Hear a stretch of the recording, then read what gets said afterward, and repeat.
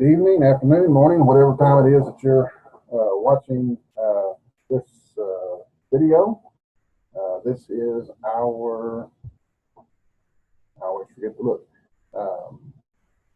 sixth class, I believe, in the Psalms and Song of Solomon for the Georgia School of Preaching and Biblical Studies class. Next week, it's my plan that you will have your midterm exam. I will try to get you all the tests, the weekly tests, because the midterm quiz will come from, or midterm test will come from those questions. If I haven't made it up yet, but there may be some extra that's not on the quizzes, but if there is, there's not going to be much. I'm not trying to fail you or trick you up. I'm just trying to make sure you get the grasp of what we're trying to do here, trying to teach here. Tonight I want to, or today, I want to look at from my perspective anyway, what's sort of an odd psalm. And the reason I call it odd is that it poses a question, so to speak, but it doesn't give an answer. It's a question that's posed oftentimes in Scripture. Let me go back and look at the camera for a minute. Excuse me, to make sure I am actually audible. Testing, where is that thing? Testing 1, 2. Okay, there's testing 1, 2. Okay, sorry about that. It poses a question that's often posed in Scripture, but typically it's answered or the answer is implied. But in this particular case, the question that is raised, not verbatim, but it is raised, I think, rather strongly in the psalm, but the answer is not given. If you continue reading into the next psalm, I think you'll find that the answer is given. Some say that the two psalms, Psalm 44 and 45, are coupled together and would be sung in conjunction one with another. I don't know that that's the case. Makes good sense, but the question that's going to be raised here is raised in other psalms, and it's answered in those psalms, but here it's not. And I think it's left for the believer to know the answer from other sources of Scripture or from experience with God. He voices a complaint, a very strong complaint, and usually when he does that, he ends up at the end of the psalm, he will say, I figured this out. I understand now what's going on. He introduces usually with a praise to God or even an accusation of God, and works out that accusation throughout the psalm, and then at the end he will say, but I get it. Not in those words, of course, but in this particular psalm, he doesn't do that. Whoever the author is, some say that. We'll get into that in a moment. But before we get into Psalm 44, I want to lay a rather thick background. I know you're probably accustomed to that by now, because I think the backgrounds to the Psalms are important. When I say background to the Psalms, because we don't know the author most of the time, or much of the time, and we don't know the date, we don't know the setting, we have to guess at those things. We have to kind of wonder, is this the place for that psalm? Is this what motivated that psalm, or is this what motivated that psalm? And it could be one of many things, and it could be a multiple scenarios that would, because sometimes, I think anyway, the author of the psalm, the original author of the psalm, wrote the psalm, and then it may have been edited later by another inspired author before it was actually put into the book of Psalms, or to one of the 5 books that are there. So it could be that more than one scenario motivated the psalm, not just this one that we're going to look at, but other as well. And we'll talk about that, I think, as we get into the study of this particular psalm. So if you would, you can go ahead and mark your Bible there at Psalm 44. We're going to come to it, but first of all, I want us to go to Daniel, Daniel chapter 8. Daniel chapter 8. We'll start in verse 15. Then it happened, Daniel writing, then it happened when I, Daniel, had seen the vision in the previous part of the chapter. He had been given a vision. When I had seen the vision and was seeking the meaning, that suddenly there appeared before me one having the appearance of a man. And I heard a man's voice between the banks of the Ulai, who called and said, Gabriel, make this man understand the vision. So he, that is Gabriel, came and stood near where I stood. And when he came, I was afraid, and I fell on my face, like most of us would do if an angel came and stood by our side. He said to me, understand, Son of Man, that the vision refers to the end. We'll talk about that in a minute. Now, as he was speaking with me, I was in a deep sleep with my face to the ground. He touched me and stood me up straight, and he said, look, I'm making known to you what shall happen in the future. What shall happen in the latter time of the indignation, for the appointed time, the end shall be.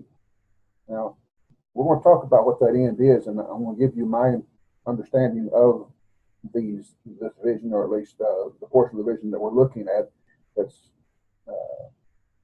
helpful in laying the background that we're trying to lay. It will be contrary to much of what is laid out there in the world, the religious world is concerned. What is the end? What is the latter time of the indignation and things of that nature? I'm not going to get into a debate about that. We'll study the book of Daniel sometime and we can talk about that more thoroughly, but I'm not going to take a premillennial perspective of this, and you need to understand that going into it, I suppose. Verse 20, the ram which you saw having two horns, they are the kings of Media and Persia. And the male goat is the kingdom of Greece. The large horn that is between its eyes is its first king.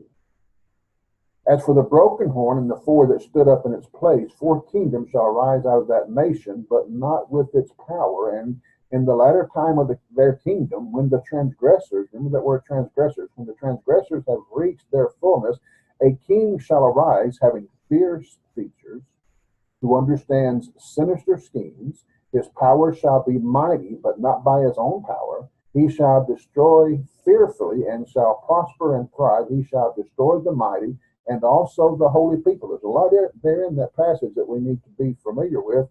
The transgressors, who are they? Who is this king with the fierce features? What power is he using that's not his? From where does his power come that's not his? Who are these mighty and who are these holy people? So keep those things, underline them in your mind or in your Bible. Therefore, or through his cunning, verse 25, he shall cause deceit to prosper under his rule, and he shall exalt himself in his heart. He shall destroy many in their prosperity. He shall even rise against the prince of princes. But he shall be broken without human means. And the vision of the evenings and mornings, which was told, is true. Therefore, seal up the vision, for it is too many days in the future. And I, Daniel, fainted and was sick for days. Afterward, I arose and went out to king's business. I was astonished by the vision, but no one understood it. The understood it there, I don't know if he's referring to no one understood the vision. I don't think it is. I think the fact that he was sick, the fact that he fainted, the fact that he was astonished as he went about doing the king's business, no one understood what was going on inside of Daniel. That's what I think he was saying. I don't know if this is great import. But anyway, Daniel, he is a prophet of God, and he gave us many great prophecies about, some of which is still, I think, is concerns the end of time, is still in the works today.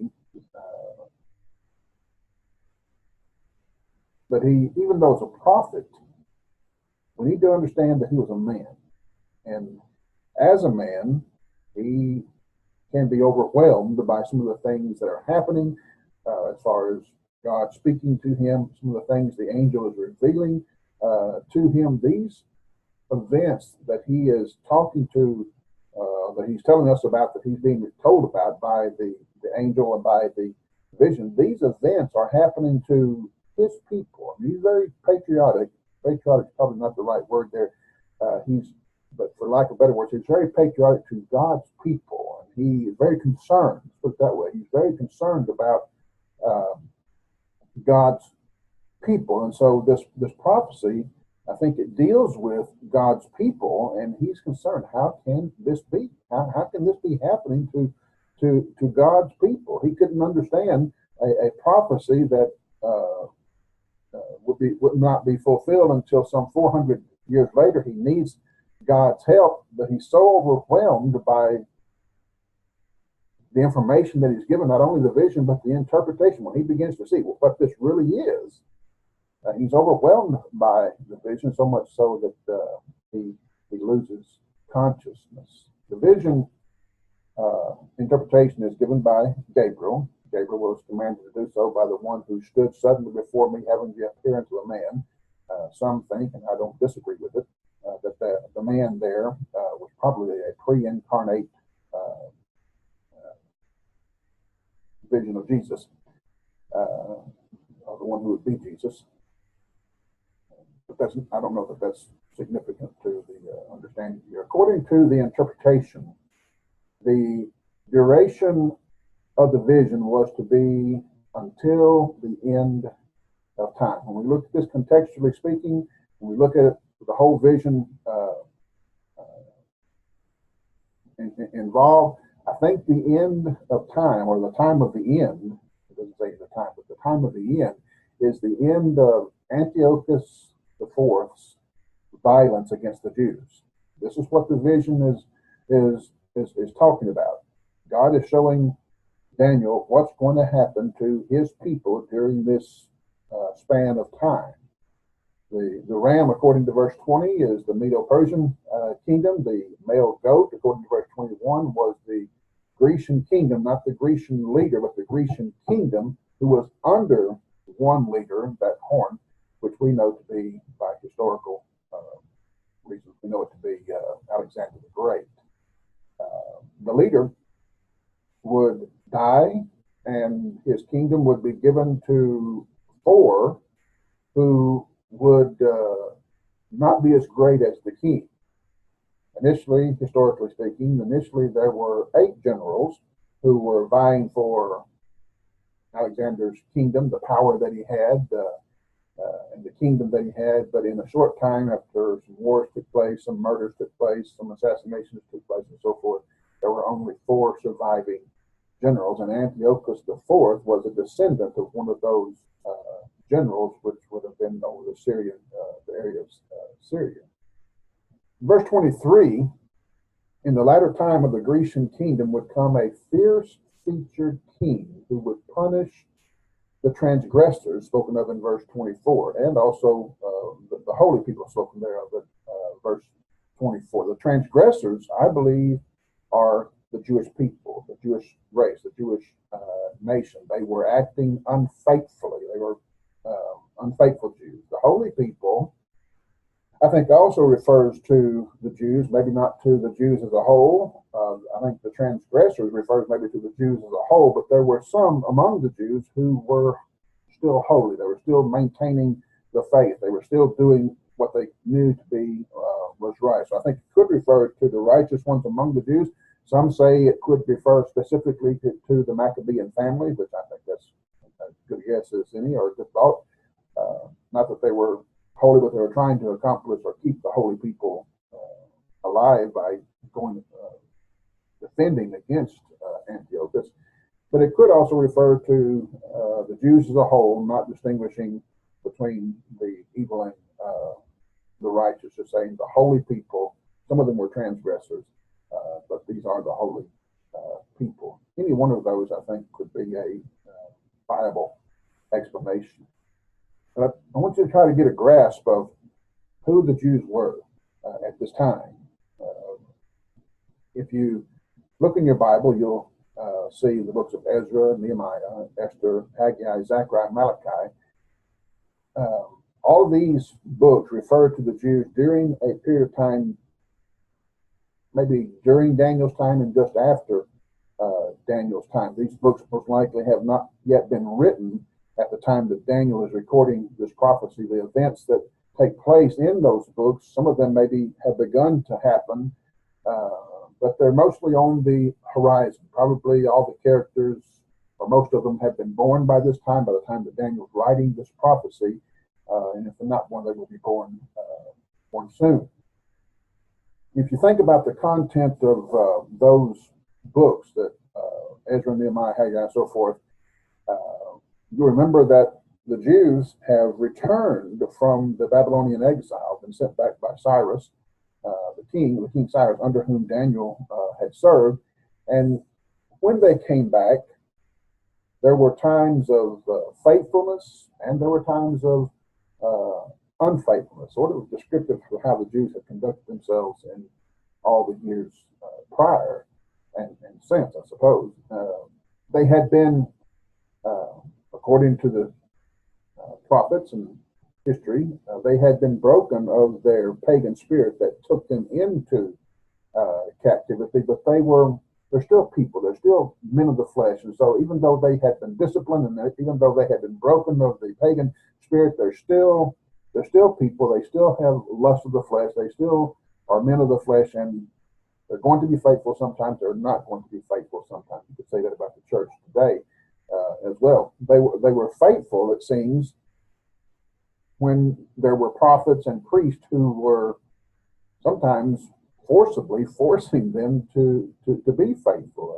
Ezra and Nehemiah get kind of physical with them sometimes in order to bring about their faithfulness. And I don't know exactly all the details of how the other prophets worked, but Ezra and Nehemiah seem to not mind to have gotten quite physical with them in order to move them into faithfulness. In times of faithfulness, you'll see in those prophets and those records, biblical records, that God rewarded them and blessed them. In times of unfaithfulness, God chided them, punished them, withdrew his blessings from them. They couldn't grow crops that they could take home. Their money bags were full of holes. They'd make money, but they couldn't do anything with it because they'd lose the money for whatever reason, because it became worthless. God disciplined them. You can't do this without me. Zechariah keeps telling them or God through Zechariah keeps telling them to return unto me, and when you do, I'll bless you. And in the meantime, when they weren't returning to him, he was not blessing them. In fact, he was bringing disasters upon them. The time of which Daniel speaks, I believe, this vision of which he speaks, is beyond that time frame of Nehemiah and Haggai and so forth. Those prophets and those men were in a scope of 100 years or so, but there is a amount of time, around 400 years, between those people, those prophets, those incidents, and the time that Christ would come. And in that time, that 400-year period, there was a period of silence, we call it the silent years, a time when God was not speaking via audible voice or priest or prophet. And in that, it was during that 400 years of silence that God was continuing to work with them until Messiah came, but he was doing it in a way where he was not, for lack of better words, he was not audible. Because he was not audible, because the priests weren't hearing from God during this time, because the prophets weren't given an oracle from God, all that had been given does not mean that God was not active or involved. God is telling Daniel of the events that lead up to the Messiah during those 400 years, and is showing Daniel that even during this time, even though I'll not be speaking, even though I'll not be vocal at that point, during that year, those years of silence, I'm still in control. God is still in control. God is still involved in the affairs of men, not just Jews, of the Hebrews, but of all nations. And God doesn't tell us all that he's doing in all the nations, but he does tell us what he's doing in regard to the Messianic people, or the people from whom the Messiah will come. His control, however, does not always mean that his people will be in peace. They had that opportunity. They could have lived in peace, and God could have made this a wonderful, wonderful time for the Jewish people, but they were men of the flesh, and they kept up their historical record of sometimes being faithful to God, sometimes not. In this vision and the record of it, God is not simply giving us a good history lesson that we could talk about today and look back and say, well, God fulfilled this, or this is when that happened, or this is how that happened, this is how that prophecy was fulfilled. It's not simply a history lesson given to us in this prophecy. That's not its purpose, to give us a history lesson, although there is history involved, and we can use that history to confirm inspiration. And my reading of it tonight or today is not for the purpose of giving you a history lesson. God is showing Daniel, again, how that he would preserve in the future. I'm going to preserve the Jewish nation. I'm going to maintain the Jewish nation. He's telling him, I think, I'm going to discipline the Jewish nation until the Christ will come, preparing them for the time that the Christ or Messiah would come.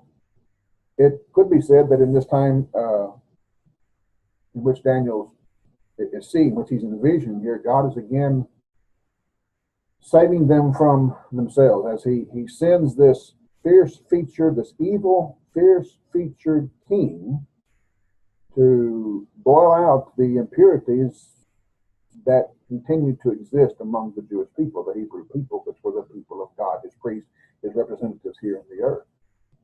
Peter tells us in the book of 1 Peter, chapter 1, he says that suffering Christians who would come after, or who were actually there during Peter's time and would come after him, would for a little while, if need be, he says, you have been grieved by various trials. Why? That the genuineness of your faith, being much more precious than gold that perishes, though it be tested by fire, may be found to praise, honor, and glory in the revelation of Christ. So God is, through Peter, saying there are going to be times when I'm going to bring trial, severe trial upon you, in order to, as you have heard the illustration before, and Peter makes the illustration, in order to boil out the impurities, just like you boil out the impurities, I hope boil is not the right word, to purge the impurities from the gold to make it more pure, so I will purge your faith to make it pure, so that it may be found to praise, honor, and glory at the revelation of Jesus Christ. And that revelation of Jesus Christ, I don't think is talking about the end of time, but that's not our discussion today. It's a really interesting subject, though.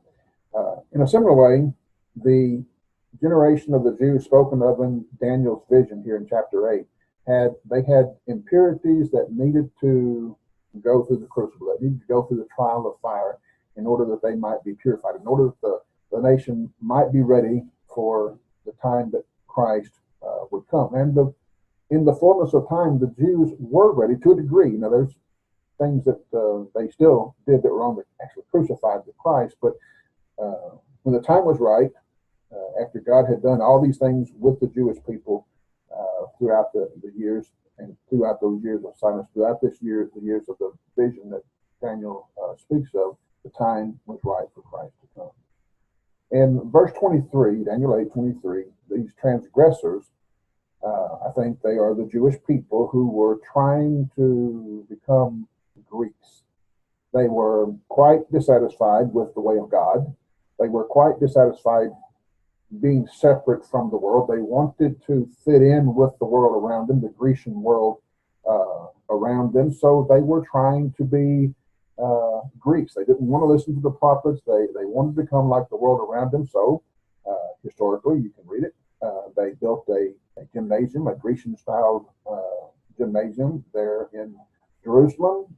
They hosted and played in Grecian games there in Jerusalem and other places in the land of Canaan. And they did it in the Grecian style naked. And it said that in order to do so, in order to play as the Grecians did in the nude, that they tried to hide the mark that identified them as being different from the world, the mark of circumcision that was given to them by their parents when they were 8 days old. They would, according to some that I've read, and I can't show this in proof, But according to some that I've read, they would have a surgical procedure to cover up their circumcision. So they go to great extremes not to be identified with God, or not to be identified with the way of God.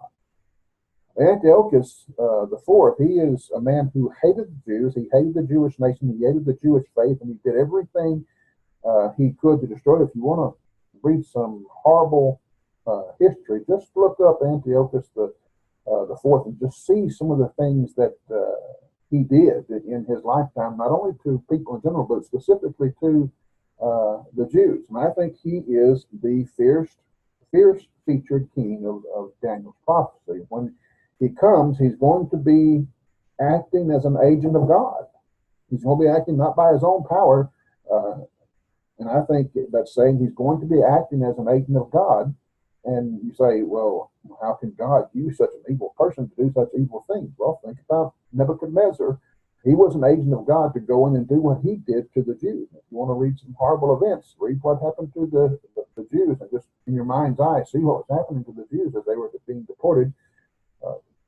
Jerusalem was being destroyed, and some of them were being deported to Babylon, and how they were deported in times like those. They didn't put them on a cushy train and say, let's go to Babylon. They took them in chains. They took them with hooks in their mouths. And so, at any rate, God was using Nebuchadnezzar and his fierceness to punish or to discipline the Jews. And so he's using Antiochus in this way. Antiochus will, in the end, be destroyed, but it will be without human means. Nobody shot him. In fact,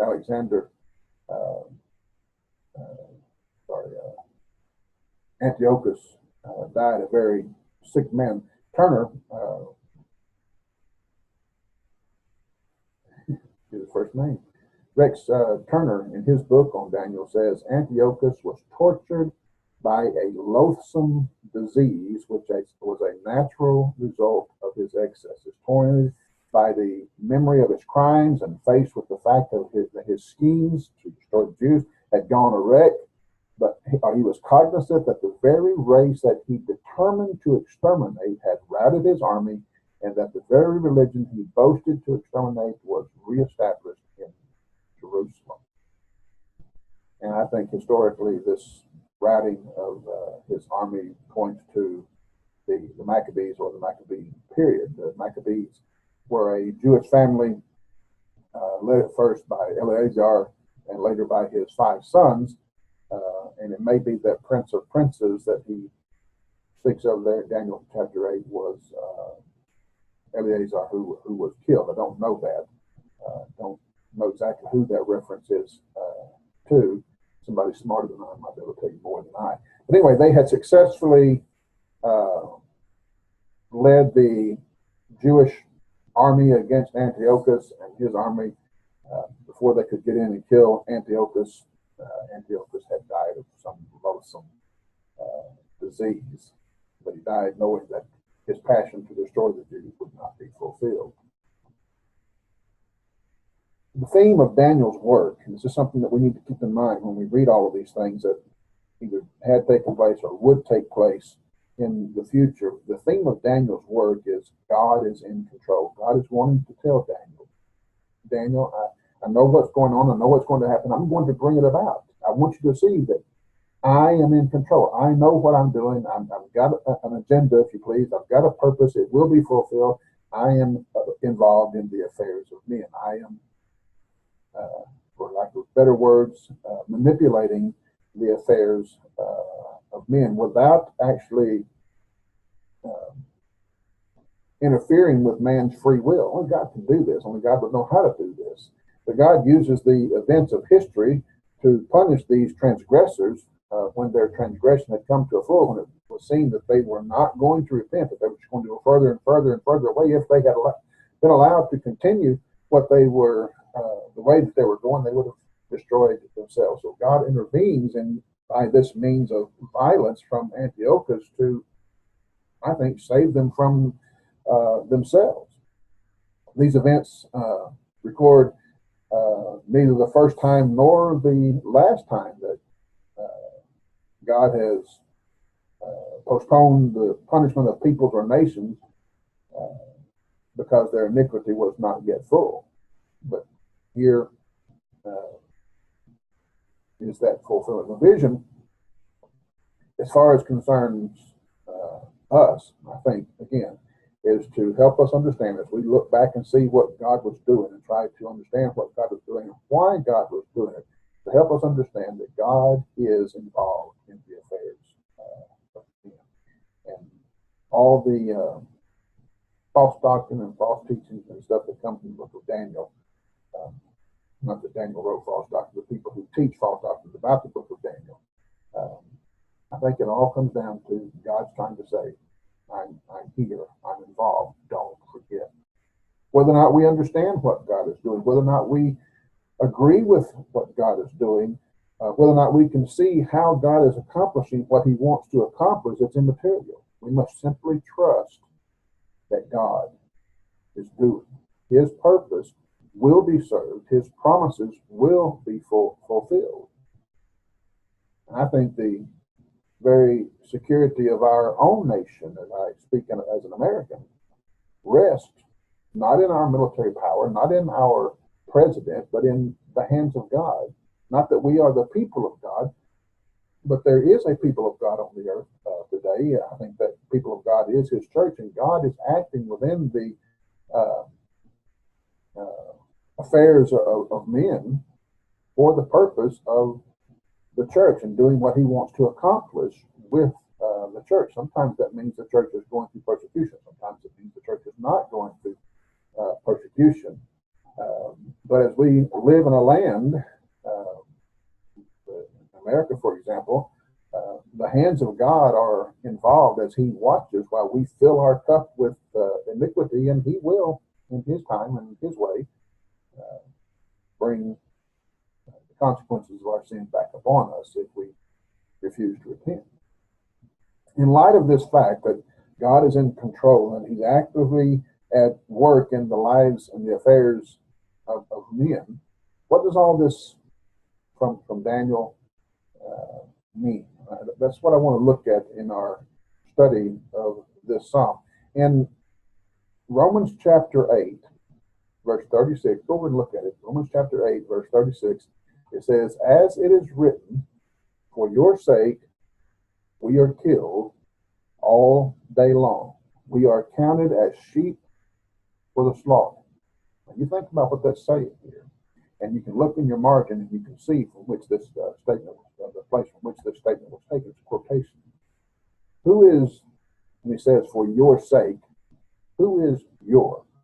It's God. For God's sake, you can put it in your Bible, for God's sake, we are killed all day long. Well, who's we? Well, we as Christians, contextually speaking, Paul is speaking as a Christian. For God's sake, he's quoting a psalm, but he's quoting it for a reason. For God's sake, we as Christians are killed all the day long. We are counted as sheep for the slaughter. The words here, if you look at it in the context, the words are not hard to understand. It's the concept that we struggle with. The meaning troubles us. Like Daniel, we look and see what God said he's going to do, and we're troubled by that. God's going to do this to his people? Habakkuk had that trouble when he sort of accused God or raked God over the coals. He says, God, don't you see what your people are doing? And what are you going to do about it? And God says, I'll tell you what I'm going to do about it. And the fact is, oh, wait a minute, you can't do that. God's people during the time of which Daniel speaks were going to be disciplined rather hardly, and Daniel had a really hard time grasping, how can you do this? How can this happen to the people of God? It's God's people, it's your people. How can this happen? When Paul writes in Romans chapter 8, for your sake, he's saying on God's behalf, at God's desire, we are killed all day long. Early in the same chapter, Paul says, the Spirit himself, Romans chapter 8, verse 16, the Spirit himself bears witness with our spirits that what? We are children of God. But, it goes on, and if we are children of God, then we are heirs, heirs of God and joint heirs with Jesus Christ. What? If indeed we suffer with him, that we may be glorified also together. And then, just after the comment about for your sake, for God's sake, for God's reasons we are killed all day long, Paul writes, yet in all these things we are more than conquerors. Even though we are killed all the day long, even though, as he says, we are sold or counted as sheep for the slaughter, through all these things, we are getting all these things, we are more than conquerors through him who loved us. So as you can see there in the margin of your Bible, in Romans chapter 8, this passage is taken from Psalm 44. He's referencing the undeserved sufferings of the first century Christians, but he's quoting from Psalm 44. As I mentioned earlier, Psalms 44 and 45 are oftentimes coupled together just because they're right next to each other, maybe, but they're concerned with talking about God's power. In Psalm 44, it is the failure in the psalmist's eyes, it's the failure of God to manifest his power that bothers him. He's concerned about this. In Psalm 45, the psalmist points to the ultimate victories of the Messiah as a demonstration of God's power, and it answers the question, I think, of Psalm 44, but they are two separate psalms. Psalm 44 in itself does not answer the question. The writer is asking God about what he sees as undeserved suffering of God's people. He sees from which the place from which the suffering comes. It's coming from God. And he notes that very clearly. But he sees this as undeserved suffering of God's people in the time in which he himself, the psalmist, was living. And he asked God about it in very, very sharp terms. It's a question not too very different from that of the book of Job. So why are we, God's people, suffering innocently? That's what he's asking. Why are we suffering being innocent? The author of the psalm is not unaware of times that God's people, Israel, suffered because of their sin, suffered because of their rebellion. He understands that. He gets that. I understand why you did what you did then, because they were rebellious people. And we should not blind ourselves to this same thought as concerns God's people, the church today. Sometimes the church and the Christian, we suffer not because we're innocent, not because we've been holy people, not because we've been walking with God, but because of our own actions or lack thereof in the church. Sometimes we suffer because of choices we make, the choices to do something, the choices not to do something. It's not the suffering of the guilty that he's questioning, however, the psalmist. It's the suffering of the innocent. He sees the people with whom he exists, the people of God at his time, as being innocent, as being righteous. And so he writes this song, he sings this song in which he questions God. What are you doing? I don't get it. I don't understand.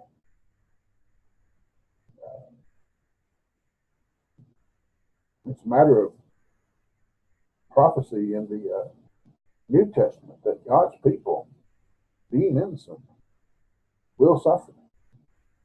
And so we have this psalm that questions that fact. Doesn't give us the answer, so to speak, but it questions that fact. We have the prophecy in the New Testament that says it is a fact. God's people sometimes will suffer because they're innocent, because they are God's people.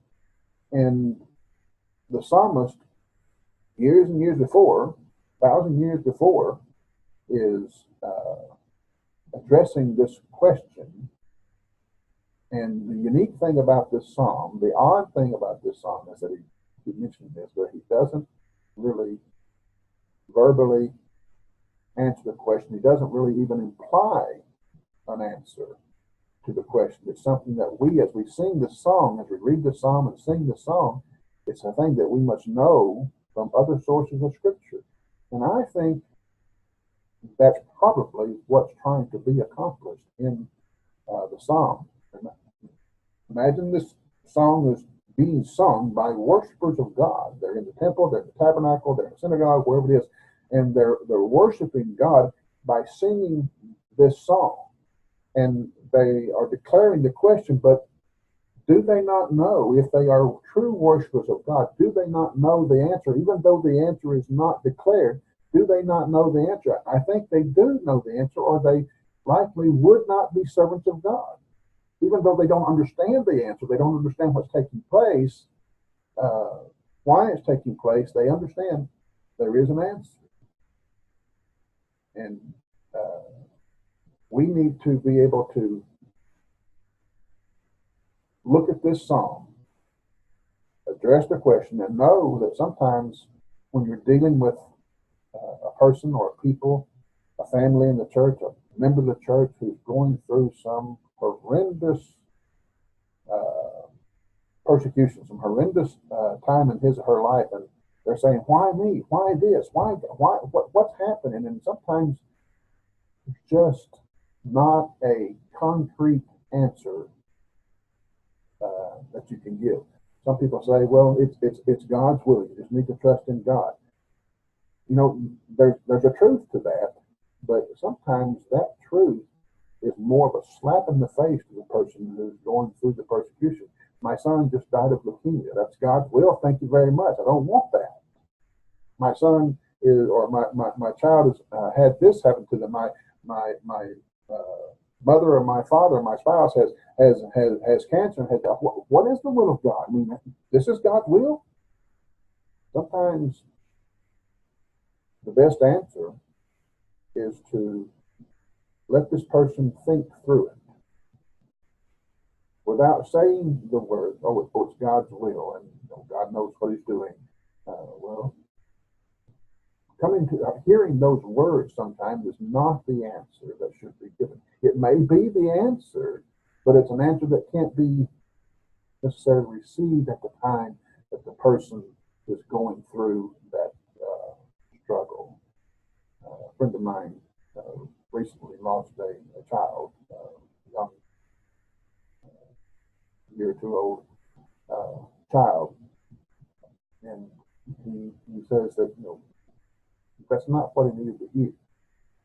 Oh, it's God's will, and God will strengthen you, and God will get you through this. But it's God's will. We just have to accept God's will. Well, yes and no. Well, there's no to that, but I don't necessarily need to hear it in those words at that time. And I think that's one of the things about this psalm. That's what it strikes me as, because the question is given, very sharply so, but no answer is given. The answer is there. It's throughout Scripture, and we'll see that, but the answer is not given in the psalm. Psalm 44. Let's look at the first few verses. Probably get to Psalm 44 eventually. We have heard with our ears, O God. Our fathers have told us the deeds you did in their days, in the days of old. You drove out the nations with your hand, but then, that is, our fathers, you planted in the land of Canaan. You afflicted those peoples, those nations, and you cast them out. For our fathers, we understand you did this because our fathers did not gain possession of the land by their own sword, nor did their own arm save them, but it was you. It was your right hand, your arm, and the light of your countenance, because you favored them. That's why our fathers were blessed in their day, in the days of old. But that's how we came to be where we are. So here in these first three verses, I think, is a thumbnail recapitulation of the victories of Israel as they conquered the land of Canaan. They knew it was by God's power. The singers, had heard God's blessings, or heard about God's blessings of times past. It was a part of the Jewish law and culture and heritage that they would pass down those stories of God's action in their lives. For example, in Exodus chapter 10, God says, "Now the Lord said to Moses, go into Pharaoh, for I have hardened his heart, and the hearts of his servants, that I may show these signs of mine before him. And I've hardened his heart in the hearts of the servants, that you may tell in the hearing of your son, in the hearing of your son's son, the mighty things that I have done in Egypt, and my signs which I have done among them, that you may know that I am the Lord. What? I want you to tell your children and your children's children these stories. I want you to tell them what God has done.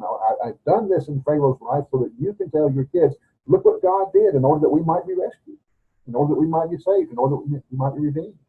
In Deuteronomy 32, verse 7, he says, remember the days of old. Consider the years of many generations. Ask your father, and he will show you. Ask your elders, and they will tell you. It was the Jewish responsibility to pass on the declarations of the glory of God, what God had done in their lives. In Joshua chapter 4, it says, in verse 21, then he spoke to the children of Israel, saying, when your children ask their fathers in time to come, saying, what are these stones? What stones we're talking about? Stones that were placed in the middle of the Jordan River when the Jordan River was dry, because God had stopped the flow of the Jordan River so that the Israelites could cross. Go and put 12 stones in the, so when you're out fishing or out boating on the Jordan River, probably not doing that, but anyway, when you walk by and they say, oh, what's that out there in the middle of the river? You tell them. Israel crossed over Jordan on dry land, for the Lord your God dried up the waters of Jordan before you until you crossed over. And the Lord your God did to the Red, as the Lord your God did to the Red Sea, which he dried up before us as we crossed over. Do this so that all peoples of the earth may know that the hand of the Lord, that it is mighty, that you may fear the Lord your God forever.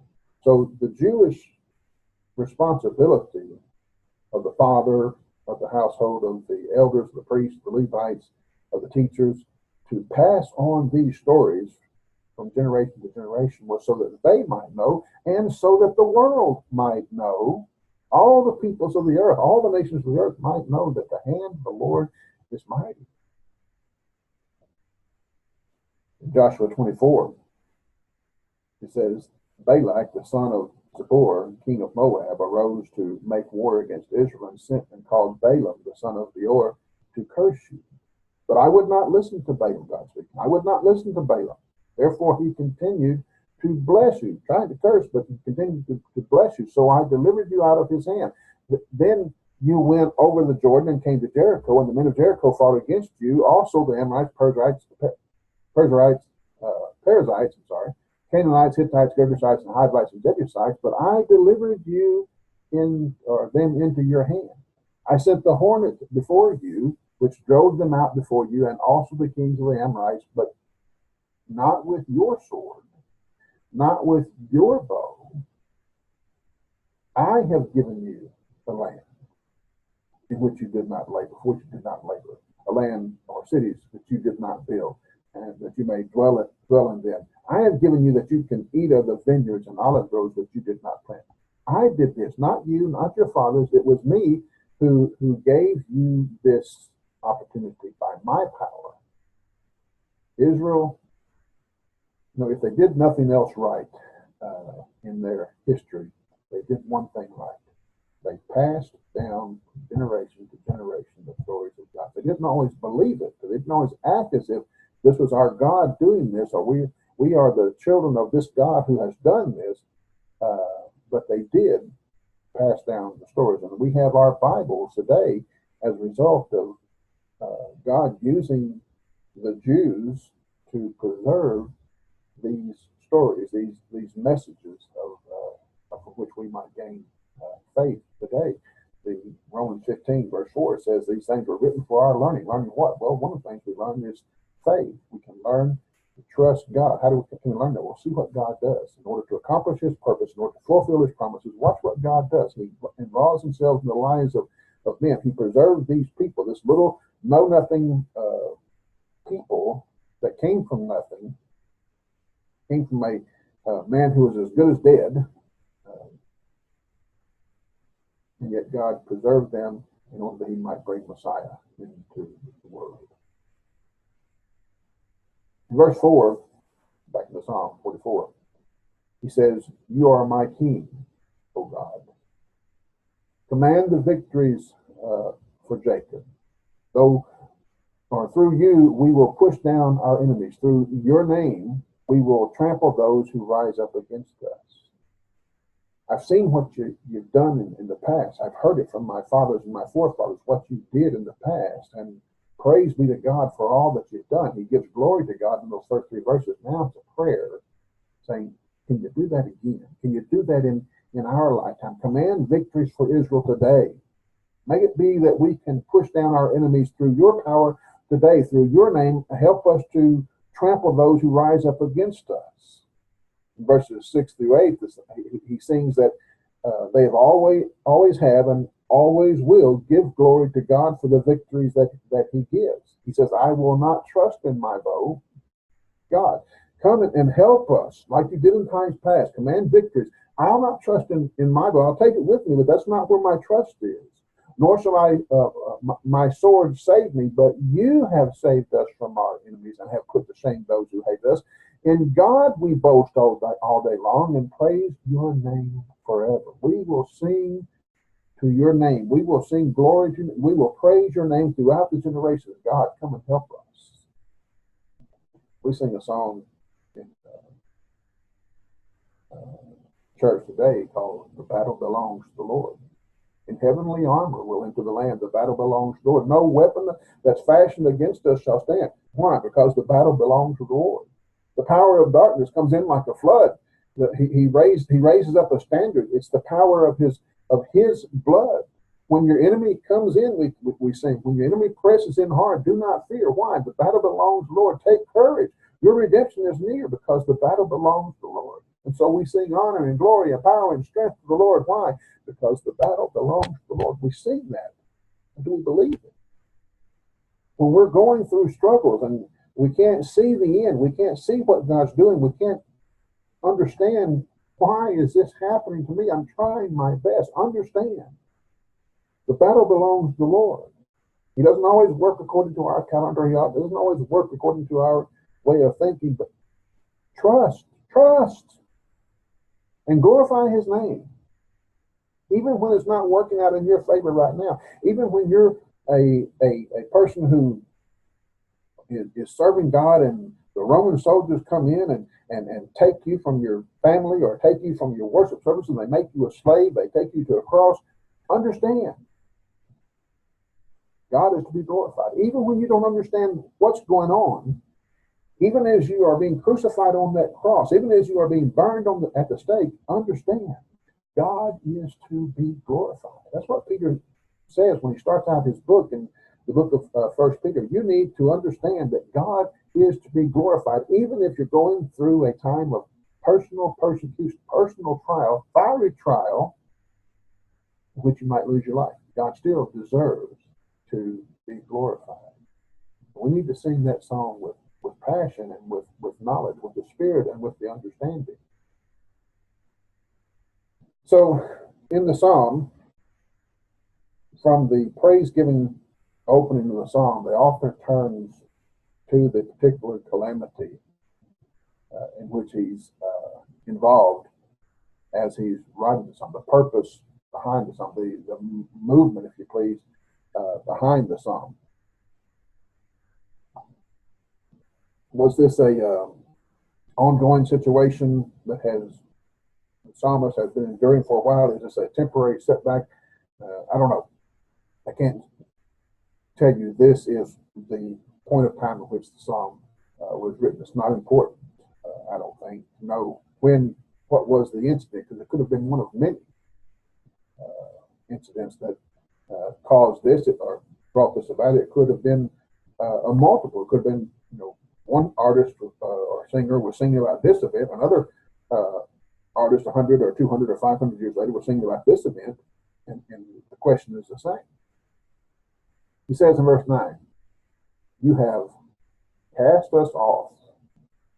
You have put us to shame. You don't go out to us with our armies, or go out with us you do not go out with our armies. You make us turn back from the enemy. Now, there are times when God did this when they were not being righteous. The battle of Ai and Jericho, because of some evil that was in the camp, God caused the Israelites to turn tail and run against the little encampment of Ai. Ai should have been a breeze, but they had to turn tail and run, but it was because of sin. But here we'll see that it's the psalmist is thinking it's not because of sin. You make us turn back from our enemies, and those who hate us have taken spoil for themselves, and you have scattered us among, you have given us up like sheep intended for food. The analogy there, the idea behind that phrase there is we're like a sheep that's been killed out in the pasture, and he's become the food for wolves. That's how he feels. You have given us up like sheep intended for food, and have scattered us among the nation, and you sell your people for next to nothing, and you're not enriched by the selling of them. You've sold us for nothing, and you get nothing from it. I don't understand this, God. You make us a reproach to our neighbors. You make us a scorn and a derision to all those around us. You make us a byword among the nation and a shaking of head among the peoples. My dishonor is continually before me. When he goes there to my dishonor, it makes me think that this is a leader among the people who's leading God's people, and yet he's shamed because God didn't show up. My dishonor is continually before me, and the shame of my face has covered me because of the voice of him who reproaches me and reviles because of the enemy of the avenger. This sounds a whole lot like Hezekiah and Rabshakeh. I forget the reference, but 2 Kings, when Rabshakeh from Assyria was bad-mouthing the Jews and just really raking the king's faith over the coals. The voice of him who reproaches me and reviles because of the enemy of the avenger.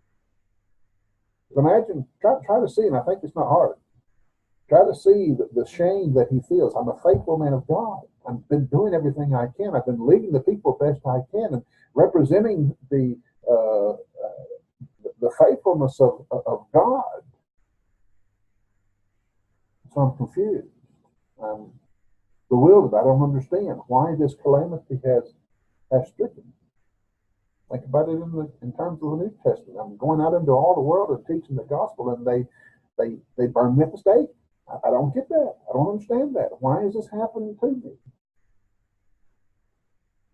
The words and descriptions that the author here gives are strong. We're dealing with a poet, and so we have to give some liberty, I suppose, to what's called poetic license. Maybe he's being overly dramatic to make his point, but whether it's being overly dramatic or actually being forthright, wrong words, cast us off, you put us to shame, you've given us to be food for the wolves, you sell us for nothing, you make us a reproach, a scorn, a derision, a byword, a shaking of the head. And so the looming question of the singer and the singers is why this is taking place. These words are being stated in a worship service. They're singing these words to God. Again, there's a question of when this happened, what point in Israel's history. And again, I want to say that it's not terribly important that we try to figure that out. It mentions the being scattered among the nations. It indicates to me, or to some anyway, that this was written in post-exilic times. He's looking back, but in a sense, I don't know if that's we could place it at that time, because that scattering among the nations that God did in the time of Babylon was justified. God had for years given them reason. I'm going to do this, and here's why. You must repent. You must change. And because you didn't, this is what happened. So I don't know that it could be that phrase is justification to say that it was in post-exilic times. It may have been after the exile. It may have been in reference to something else, but we don't. That phrase in and of itself does not concretely point that out. It could have been as early as the time of David. It could be David is not actually, or the author is not actually, and I don't think this is the case, but he could be actually just speaking in prophecy like Daniel was. This is what's going to happen.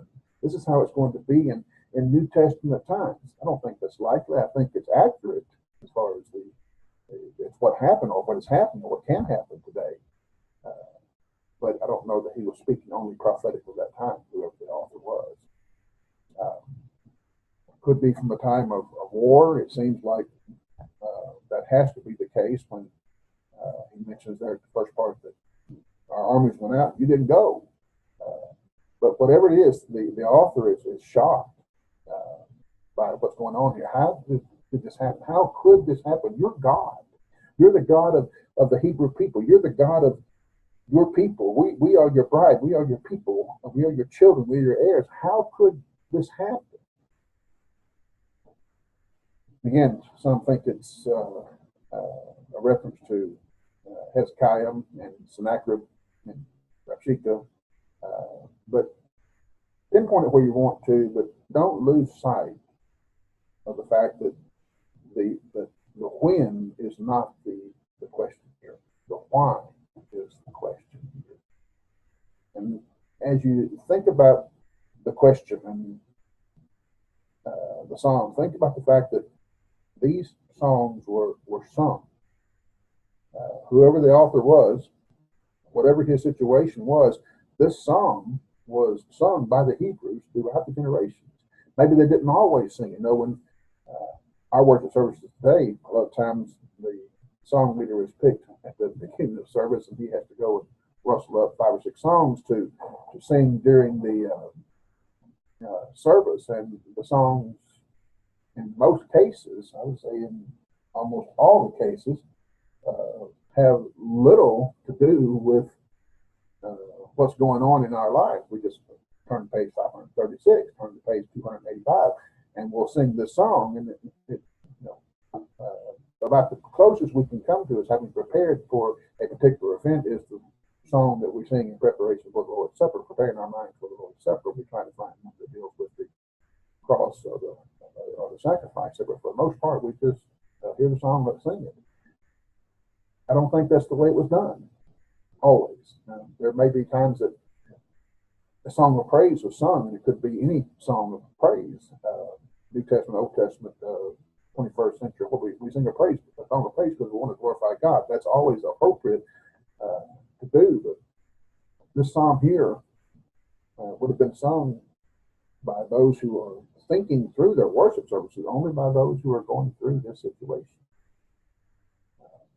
It could be, and again, I don't know how the worship services were done back then, but it could be that at a synagogue worship service or a temple worship service that somebody has said to the leader, to the sons of Asaph or Korah or whoever was going to be doing the singing that day, I need you to sing this song. I'm having trouble.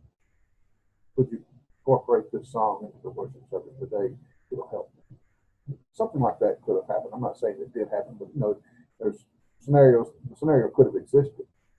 Whoever the author was, he is inspired by God to put these thoughts into our mind. And it seems to me that God wants us to consider this question. He wants us to at least know that this question has been considered by those who have gone before us. You're not the first one to experience this difficulty, this calamity in your life where you think that you're serving God and He's not for you, He's not helping you. You're not the first one to have suffered this. And so I want you to, as you sing your psalms, hymns, and spiritual songs, sing this song when you're in this time to remind you that God has had you in mind for a long time. Even though the question isn't answered, this is an inspired song written by someone as God is directing his pen.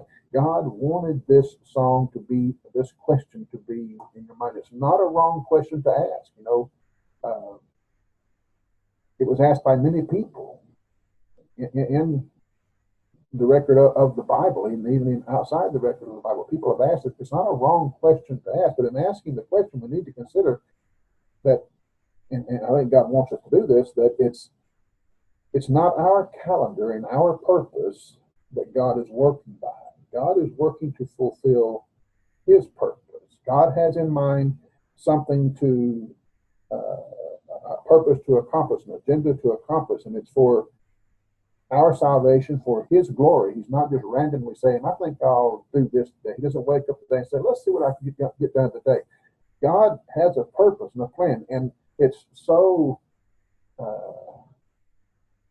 don't know, incomprehensible in my mind how God can be doing that in my life. He can be, and he's doing it at the same time in your life and in their life and in their life and in the millions and millions of lives that are surrounding us. He's doing this, and not only that, but he's still fulfilling purposes that he started to accomplish in people's lives who have gone before us. And he has in his mind's eye, in his thoughts, people who are yet to be born, and he's working out that purpose. And to go to someone and say, well, God's trying to accomplish this, you don't know that. But we do know that God has a good purpose in mind, that God is wanting to accomplish something good in your mind, or in his actions. And we just need to trust that. Even though it's incomprehensible how this could possibly be to my benefit or to God's glory, we need to trust that. God tests his people from time to time. He's not unaccustomed to doing that. You might go back to Deuteronomy chapter 8. He says, every commandment which I command you today must be careful. You must be careful to observe, that you may live and multiply and go in and possess the land which the Lord swore before you. And you shall remember that the Lord your God led you all this way, these 40 years. So he's speaking to the people who had survived the 40 years of wilderness wandering. Their parents had died, but he has led you these 40 years in the wilderness. Why? To humble you, to test you. Why? To know what is in your heart, whether you would keep his commandments or not. So he humbled you. He allowed you to hunger. In Judges chapter 2, verse 20, when he says he allowed you to hunger, these were the faithful, the ones that he had been disciplining and training for the 40 years, the ones who would go into the land of Canaan. He humbled you. He caused you to hunger. Why? He wants to know what's in God. Do you believe me? Do you trust me? Will you go with me all the way? Will you go with me into the shadow of death? Okay, you'll go with me on the peak. You'll go with me when things are great. You'll go with me when there's times of celebration. But will you go with me through the valley of the shadow of death? In Judges chapter 2, verse 20, it says, the anger of the Lord was hot against Israel. And he said, because this nation has transgressed my covenant, which I commanded their forefathers or their fathers, and has not heeded my voice, I also will no longer drive out before them any of the nations which Joshua left when he died. So that through those nations that Joshua left when he died, through them I may test Israel. Why? Whether they will keep the ways of the Lord, to walk in them as their fathers kept them or not. Therefore the Lord left those nations without driving them out immediately, nor did he deliver them into the hand of Joshua. Sometimes we don't always understand what God's doing, but God says, it may be in this particular case, I'm testing you. I want to know, will you, even through the valley of the shadow of death, will you walk with me? Even when you can see no light, even when there's no visible evidence that I'm there, will you trust that I'm there? When we go through a period of trial today, a trial by God, these words might be mouthed by us or by those who are with us.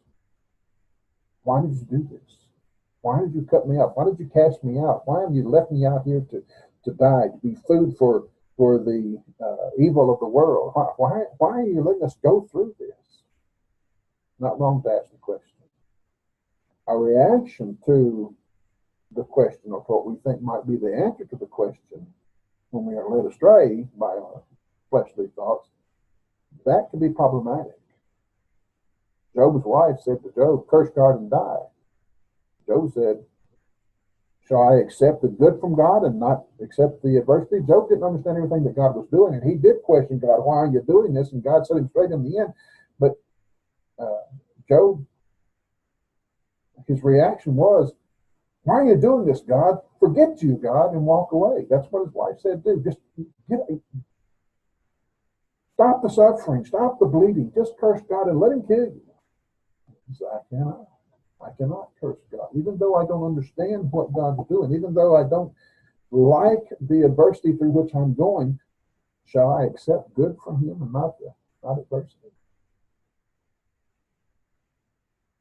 In Psalm 44, back to the text, verse 17. All this has come upon us, but what? I think this is the essence of the psalm. This is the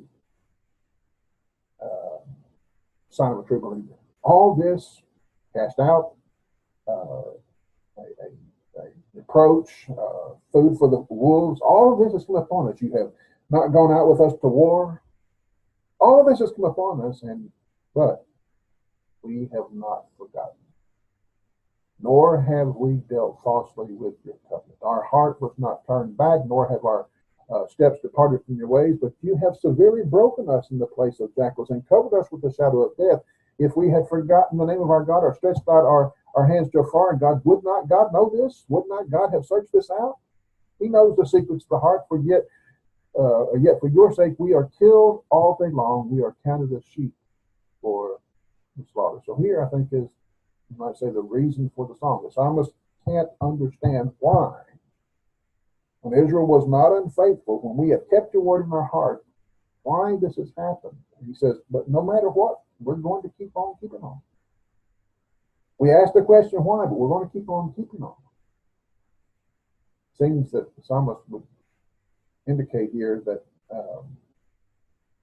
their sufferings were not only while they were faithful, but because they were faithful. We have not dealt falsely in your covenant, he says there in verse 17. He's crying out that we're innocent. Not absolute innocence. They're people, they're humans, but it's a general innocence of the time. Verse 21, he appeals to God's omniscience. God, you know our hearts. We know who you are. We know that you know everything. You know our hearts. You know that we're innocent. You know that we have not cursed your name or gone against your will at this time. If nothing else, it speaks of, I think, the psalmists, the singers' sincerity in making the claim. Sometimes we sing songs in church that were just not true. We sing songs about our faithfulness. We sing songs about I surrender all, and we don't. And so we're hypocritical in our songs sometimes. This is an inspired song by an inspired author. At least the original singer was not doing so in vain. He was not doing so hypocritically. He was speaking sincerely. I truly believe I'm faithful to God. I just don't understand why this is happening in my life when I'm trying to do what's right.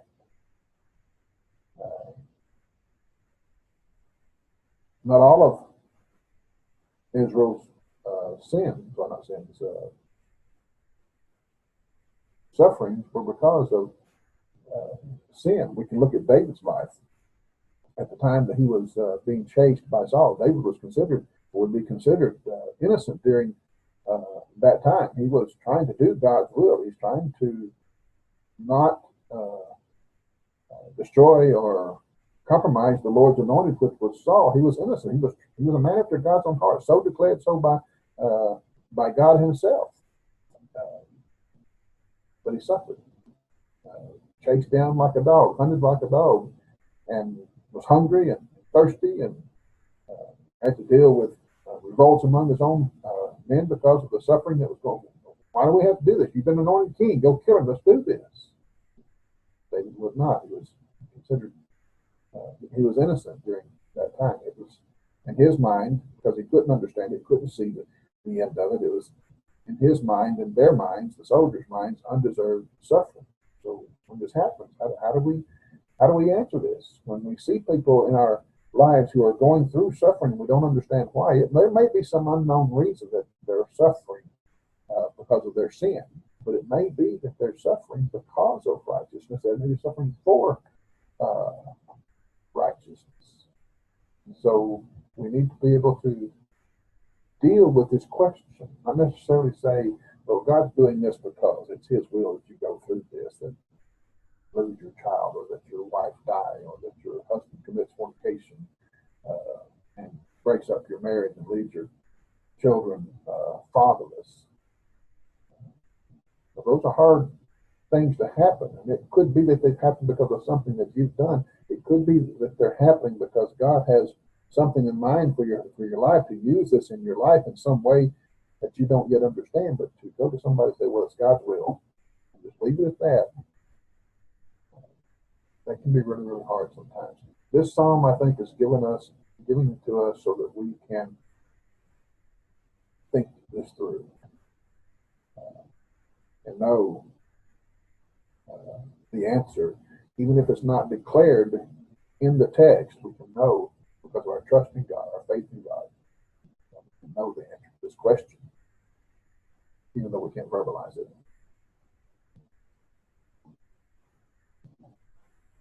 If you look in history, Israel's history, we can see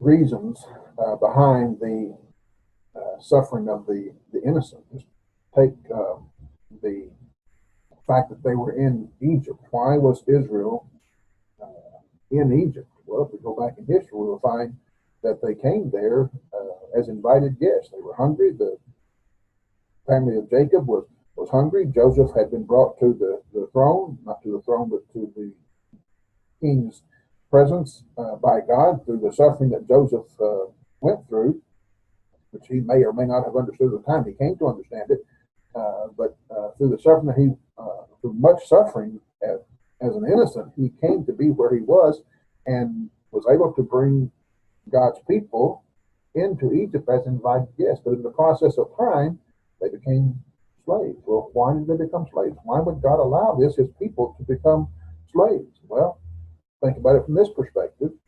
God didn't want his people to mingle with pagan Egypt. They were kind of in the world, but not of it. They had been separated to the land of Goshen. They were treated as slaves and put through rigorous service, but in that separation, even though it was painful, in that separation, they were kept separate from Egypt. Now, there was some involvement by those who wanted to be involved, no doubt, but they were, as a group, kept separate from pagan Egypt. I've read, and I have to depend upon the scholars to trust this, that Egypt despised shepherds. And this fact that Israel was raised to be shepherds kept them further isolated from the pagan Egypt. The Egyptians into which Israel came at first were a different Egyptian, I think, than that from which they were rescued. A coup had taken place in Egypt. The southern Egyptians had revolted and overcome the other Egyptians, and that's why the Pharaoh that we are introduced into in Exodus is not the same as the one that we were left with in Genesis. And he did not know Joseph. He didn't care about Joseph. He didn't care about the story of Joseph. This was a different set of pharaohs, a different dynasty. And this new dynasty had a repulsion, I'm told, of those who would be shepherds. And if that's true, then that's more reason or more of God keeping them separate from those people, the Egyptian people, the pagan people. We think about that further history, Israel suffering in the wilderness. Yes, they were there for 40 years as their parents died because of their rebellion. But why did the second generation have to go through this? Why did they have to suffer the hardships of the desert? Well, God was doing a couple of things. One, he was putting to death those who rebelled, who rejected his leadership there at the beginning, but he was also strengthening, preparing, disciplining those who would walk into Canaan. Yes, they suffered the heat of the desert, but their clothes didn't wear out. They had food, they had water, they had food, they had shelter, and God took care of them. But that doesn't mean that there wasn't difficulties for them to get through in the desert. They might have at the time been saying, "Why are you doing this to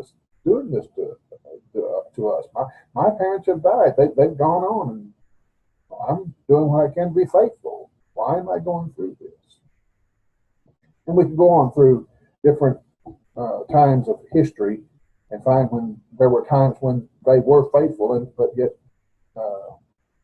going through difficult times. And the psalm, the thought of the psalm, the question of the psalm could have come up many times during that history. You might think about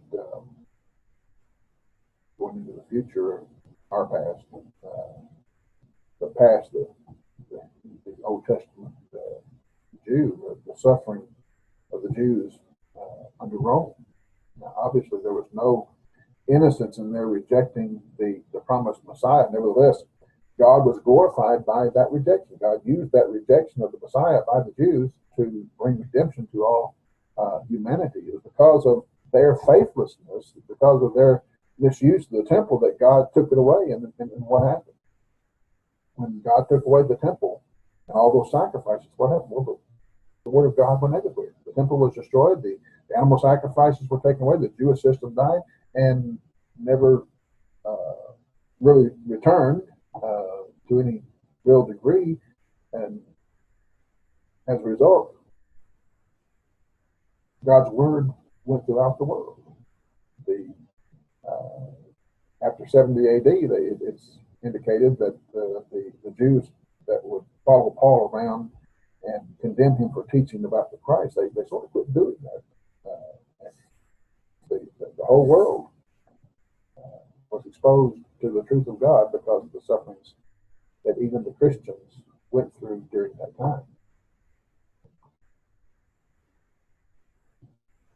Sometimes we need to deal with this question, and that's how I think this is what the psalmist is doing. The church, the Christian, suffers, yes, because of unfaithfulness. But sometimes the church suffers because of faithfulness. Romans 8, verse 17, we looked at earlier. And if children, then heirs, heirs of God, joint heirs with Christ, if indeed we suffer with him, that we might be glorified with him. We can look at the examples of the apostles as they went through persecution and counted it joy to go through. They went through persecution, but they went through tribulation. They went through trials. In Acts chapter 14, verse 22, it says, "We must through what? Many tribulations enter the kingdom of God." So the evangelists had preached the gospels, they had made them disciples, and they came back, they told the brethren about what was going on and telling them, continue in the faith, continue in the faith, continue in the faith. And we witnessed that through the teaching that we've done in the places that we've taught, that through many tribulations, people come to the kingdom of God. Paul says in 2 Corinthians 4, we are hard pressed on every side, we are crushed, we are perplexed, but we are not in despair. I'm sorry, I was reading that. We are hard pressed on every side, but not crushed. We are perplexed, but not in despair. We are persecuted, but not forsaken. Struck down, but not destroyed. Can you imagine that? Just take out the knots. We are hard pressed on every side. We are perplexed. We are persecuted. We are struck down. We're always caring about the body of the dying Lord Jesus Christ. Why? That the life of the Lord Jesus might be manifest in our body. We're not, we go through suffering, terrible, terrible, terrible sufferings, but we're not struck down. We're not destroyed completely. God has a purpose for us. That Jesus Christ, the life of Jesus Christ, might be seen in us. Peter says, servants, slaves, this is not 21st century doctrine according to me. It teaches the daily saving. Servants, be submissive to your masters with all fear. Not only to the good and gentle, but also to the harsh. For this is commendable. If because of conscience toward God one endures grief, suffering wrongfully, for what credit is it if you have been beaten for your faults and you take it patiently? But when you do good and suffer, if you take it patiently, this is commendable before God. For to this were you were called, because Christ also suffered for us, leaving us an example that you should follow in his steps. He did what? He set an example. What kind of example? An example of suffering. What should you do? Follow in his steps. Oh, part of our Christian calling is that we should suffer. Well, what about this Jesus? He committed no sin, nor was deceit found in his mouth. And when he was reviled, he did not revile in return. When he suffered, he did not threaten, but he committed himself to the one who judges righteously. He bore our sins in his body on the tree, that we, having died to sins, might live to righteousness, by whose stripes you are healed. His innocence. He was innocent, even though he was innocent, he was striped, and we are healed from that. For you were going astray like sheep, but now having returned to the shepherd of our souls. So the idea, I think, of the psalm is, and the overall teaching of Scripture is that sometimes we do suffer. And sometimes we can't understand why that suffering is taking place, what's going on to cause this suffering, or why am I going through this suffering? And we might not be able to verbalize the answer, but we can know with the overall teaching of Scripture, watching God has done throughout Scripture, we can know the answer to the question, even though we can't verbalize it, even though we don't want it necessarily verbalized to us. Well, this is God's plan for you. God has something in mind for you. We may not want to hear that. We may not be ready to hear those words, but we can know in our minds, I trust God. I know he knows what he's doing. I don't understand it. I don't like it even.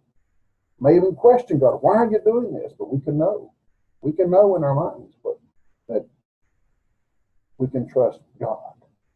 He closes in the psalm. He says, awake. Why do you sleep, O Lord? Arise. Do not cast us off forever. Why do you hide your face and forget our affliction and our oppression? For our soul is bowed down to the dust. Our body clings to the ground. Arise for our help. And do what? Redeem us for your mercy. So he never gives up on God. Maybe that's the idea of the psalm here. I don't like what you're doing. I don't like that this is happening, but I know that you will redeem us for your mercy's sake.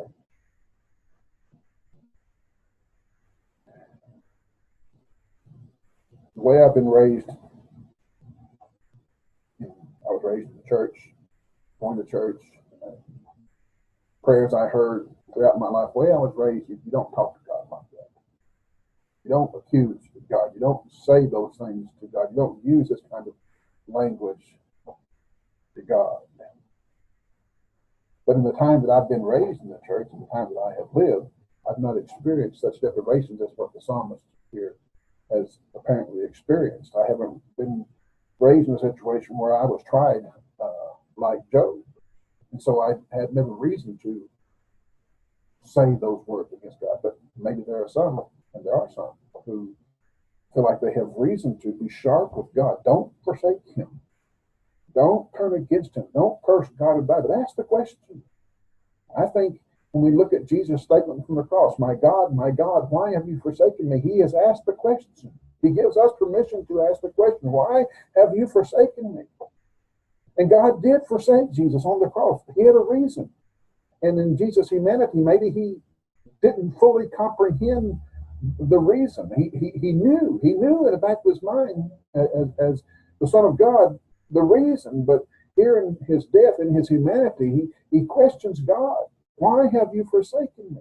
In the garden, he says, is there any other way? I think in his overall understanding as the Son of God, he knows that then when the pressure is on, when he's being pressed, when he's being cast out, when he's being forsaken, why have you forsaken me? It's okay to ask the question, but don't curse God and die.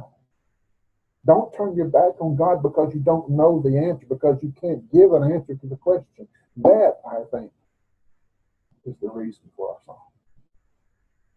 To encourage us, as the psalmist did, or does here. Ask the question, but don't curse God and die. End your thought with the plea. Rise up for our help. Redeem us for the sake of your loving kindness. You won't always get a verbal answer, and sometimes you don't even want a verbal answer to the question, but you never give up on trusting God. Appeal to God's mercy. It's his nature, loving kindness and mercy and forgiveness and grace. This is part of who God is. Depend upon that. That doesn't mean that you'll be rescued from your calamity. It doesn't mean that he'll take you off cross of persecution. It doesn't mean that your wife or your husband or your child will come out of the sick bed alive. But never forget, God is full of loving kindness. God is full of mercy. He has not forsaken completely, even if you don't see that and understand. And I thank you for your attention.